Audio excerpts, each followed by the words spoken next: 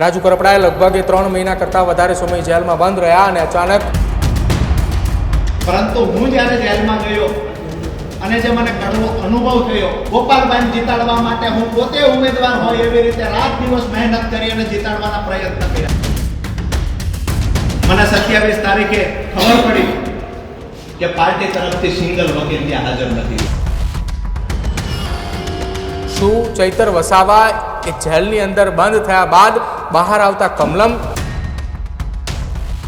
અને આ ભાઈ ન માત્ર ગુજરાત આપના નેતા પરંતુ દિલ્હીની અંદર બેઠેલા આમ આદમી પાર્ટીના નેતાઓને પણ આ ભાઈ સતાવી રહ્યો છે. તો પછી કેમ એડવોકેટ ગોપાલ ઇટાલિયાએ અત્યાર સુધી લડવા માટે ન આવે? શું આમ આદમી પાર્ટીને ચૈતર વસાવાને લઈને એક ડર સતાવી રહ્યો છે? આમ આદમી પાર્ટીના દિગ્ગજ પૂર્વ નેતા રાજુ કરપડા જે પ્રમાણે જેલની અંદર હતા ને દરમિયાન આપના કોઈ નેતાએ મુલાકાત માટે ન ગયા હોવાના દાવાઓ કરવામાં આવ્યા હતા અને ત્યારબાદ અચાનક જ રાજુ કરપડાએ આપ છોડી અને ભાજપની અંદર આવ્યા. શું આવો ડર ચૈતર વસાવાને લઈને પણ ત્યારે આપના નેતાઓમાં છે? શું ખરેખર વાસ્તવની અંદર ભૂતકાળની અંદર આપ છોડી ચૂકેલા નેતાઓ કે જેને રાજ્ય પક્ષમાં જોડાયા છે એવો જ ડર ચૈતર વસાવાને જેલમાં ગયા બાદ સતાવી રહ્યો છે? વાત એટલા માટે થઈ રહી છે કે જ્યારથી ચૈતર વસાવાએ જેલમાં ગયા છે ત્યારથી સતત આમ આદમી પાર્ટીના નેતાઓએ ગુજરાતના હોય કે પછી દિલ્હીથી આવતા નેતાઓ વારંવાર ચૈતર વસાવાના પરિવારની મુલાકાતો લે છે અને ચૈતર વસાવાને જેલમાંથી બહાર લાવવા માટેના સતત પ્રયત્નો ચાલી રહ્યા છે. શું છે આખી ગુજરાતની રાજનીતિની અંદર ચર્ચાતો વિષય અને કેમ ફરી એકવાર રાજુ કરપડા એ ચર્ચામાં ચૈતર વસાવાના જેલવાસને લઈને આવ્યા? વિગતે ચર્ચા કરીએ આ અહેવાલ.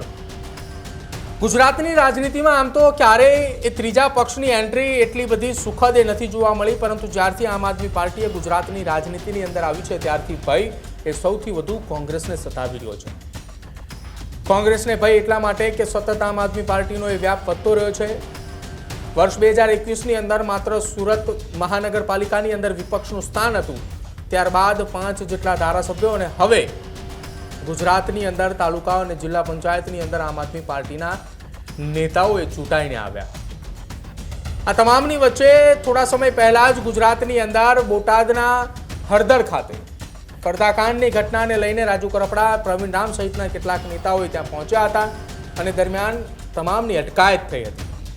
રાજુ કરપડાએ લગભગ 3 મહિના કરતાં વધારે સમય જેલમાં બંધ રહ્યા અને અચાનક તેમના જામીન મંજૂર થાય છે. તેઓ જેલની બહાર આવે છે, પરંતુ આમ આદમી પાર્ટીના નેતાઓએ રાજુ કરપડાનું સ્વાગત કરવા માટે જેલ બહાર પહોંચે પહેલા જ રાજુ કરપડા એ તેમના નિવાસસ્થાન સુરેન્દ્રનગર ખાતે પહોંચી ચૂકે છે અને ચર્ચા અને અટકળો એ તેજ થાય છે કે રાજુ કરપડાએ ભારતીય જનતા પાર્ટીમાં જોડાય છે.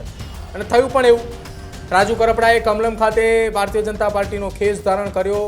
ભાજપે તેમને જિલ્લા પંચાયતની ચૂંટણીઓ લડાવી અને ત્યારબાદ સિંચાઈ સમિતિના ચેરમેન પણ બનાવ્યા.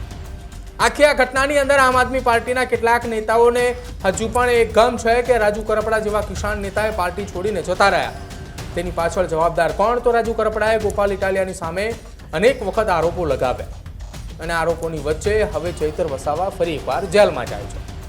ચૈતર વસાવા જ્યારે જેલની અંદર જાય છે ત્યારે તેમની ઉપર સજા એ 7 વર્ષની કેટલાક રૂપિયાની દંડની રકમ પણ વાત કરવામાં આવે છે અને કેસ હતો વર્ષ 2023નો.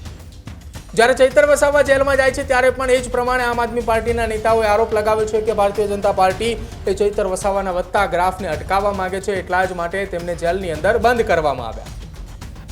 બીજી તરફ મનસુખ વસાવા કે જેઓ ભરૂચના સાંસદ છે તેમને ગોપાલ ઇટાલિયા અને સાથે જ ઈસુદાન ગઢવી સહિતના નેતાઓને આડે હાથ લેતા નિવેદનો પણ આપ્યા કે ચૈતર વસાવાની સામે આ કેસ કે 15 દિવસ 20 દિવસ જૂનો તો છે નહીં. ચૈતર વસાવાની સામે અરજી દાખલ થયેલો આ કેસ એ વર્ષ 2023નો છે. તો પછી કેમ એડવોકેટ ગોપાલ ઇટાલિયાએ અત્યાર સુધી લડવા માટે ન આવ્યા? જ્યારે કોર્ટે સજા સંભળાવી છે ત્યારે કોર્ટના એ સજાના નિર્ણયની સામે સત્તાધારી પક્ષ ભાજપની સામે આકરા પ્રહારો પણ કરાયા, પરંતુ વાત એવી છે કે પ્રહાર કરવા પાછળનું કારણ એ કે ક્યાંક એમને હવે એવો ભય છે કે દક્ષિણ ગુજરાતની અંદર જે મજબૂતાઈથી આમ આદમી પાર્ટી આગળ વધી રહી છે તેની પાછળ એકમાત્ર હીરો એ ચૈતર વસાવા છે અને તેમને ભય એટલા માટે છે કે ચૈતર વસાવાએ ફરી એકવાર જેલમાં ગયા છે તો ક્યાંક તેમને જેલમાંથી બહાર આવી સીધા જ પક્ષમાંથી રાજીનામું આપી ભાજપ અથવા અન્ય કોઈ રાજકીય પક્ષમાં ન જોડાય. આવી ભૂતકાળમાં અનેક વખત અટકળો તેજ થઈ ચૂકી છે કે ચૈતર વસાવા એ ભારતીય જનતા પાર્ટીની અંદર જોડાય તેવી વાતો અનેક વખત સામે આવી, પરંતુ અત્યાર સુધી એવી ઘટના ન બની. હવે ચર્ચાઓ એટલા માટે થઈ રહી છે કે ફરી એકવાર સજા પાછળ કારણ શું? શું ચૈતર વસાવા એ જેલની અંદર બંધ થયા બાદ બહાર આવતા કમલમ ખાતે જઈ ભાજપમાં જોડાશે? આવો ભય એ બીજા કોઈને નહીં પરંતુ આમ આદમી પાર્ટીના એ કેટલાક નેતાઓને સતાવી રહ્યો છે. અને ભયના જ કારણે આમ આદમી પાર્ટીના કેટલાક નેતાઓ સતત ચૈતર વસાવાના પરિવાર સાથે સંપર્કમાં છે, મુલાકાતો કરે છે. અને આ ભય ન માત્ર ગુજરાત આપના નેતા પરંતુ દિલ્હીની અંદર બેઠેલા આમ આદમી પાર્ટીના નેતાઓને પણ આ ભય સતાવી રહ્યો છે. એટલા જ માટે આમ આદમી પાર્ટીના ગુજરાતના પ્રભારી ગોપાલ રાય એ દિલ્હીથી સીધો જ અરવિંદ કેજરીવાલનો સંદેશો લઈ ચૈતર વસાવાના પત્ની વર્ષા વસાવાની સાથે મુલાકાત પણ કરે છે. કેમ કે આખા કેસની અંદર ચૈતર વસાવાના પત્ની શકુંતલા વસાવા અને ચૈતર વસાવા બંને જેલમાં છે.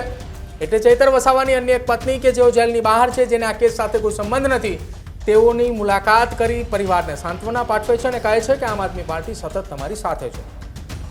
વારંવાર આ પ્રકારની વાતો એટલા માટે ચર્ચાઈ રહી છે કે જો હવે દક્ષિણ ગુજરાતની અંદરથી ચૈતર વસાવાએ આમ આદમી પાર્ટી છોડે તો ગુજરાતમાં આપના અસ્તિત્વની સામે સવાલ ઉઠે છે. કેમ કે રાજુ કરપડાએ આમ આદમી પાર્ટી છોડતાની સાથે જ સુરેન્દ્રનગરની અંદર આમ આદમી પાર્ટીના સંગઠનમાં ક્યાંક મોટું ભંગાણ પણ થયું.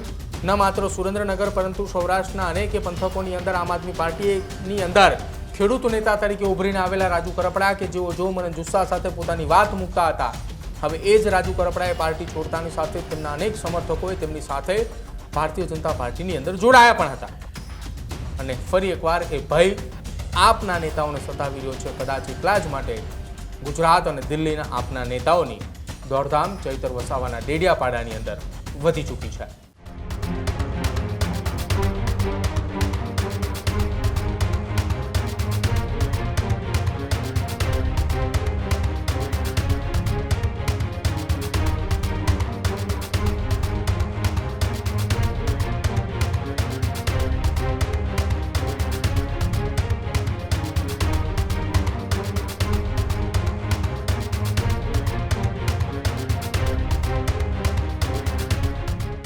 ખેડૂત ભાઈઓ છે એ ખેતરમાં ડ્રોન ઉડાવતા હોય છે ત્યારે આપણે એક પ્રશ્ન સતાવતો હોય છે કે જે આપણે અત્યાર સુધી જીપીએસ ટેકનોલોજીવાળા ડ્રોન વાપર્યા છે, જેથી કરીને મોબાઈલ ટાવર છે અથવા તો હાઈ ટેન્શન લાઇન પસાર થતી હોય, કોઈ વૃક્ષો હોય, ત્યારે જે જીપીએસ ટેકનોલોજીવાળા ડ્રોન છે એમાં ટકરાય અને ટ્રેસ થાય છે. પણ એગ્રીવન લાવ્યું છે જીએનએસએસ ટેકનોલોજી ડ્રોન, જેથી કરીને એ ડ્રોન છે એ કોઈ જગ્યાએ ટકરાય નહીં, પોતાની રીતે જ ડિસિઝન લે છે અને મૂવ થઈ જાય છે. જેથી કરીને જીએનએસએસ ટેકનોલોજી ડ્રોન છે એ વાપરવાનો આગ્રહ રાખો.